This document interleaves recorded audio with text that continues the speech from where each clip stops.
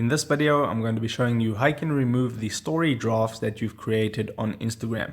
So Instagram has recently rolled out a feature where you can now create an Instagram story and then save that story as a draft. So if I tap on my profile icon at the top to create a story, and then I simply just create a simple story right here. So just record something real random, just like that. And now that is my story that I've created. Now to save this as a draft, tap on the X at the top left hand corner, and then you can see it says save draft.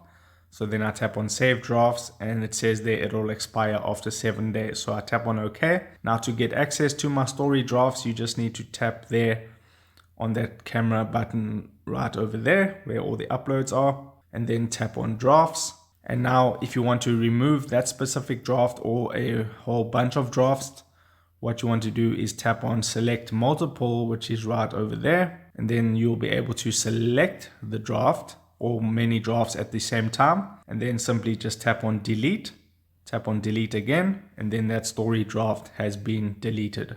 So that is how you remove story drafts on Instagram. If this video helped you out, don't forget to like this video and subscribe down below. And I'll see you in the next video. Take care.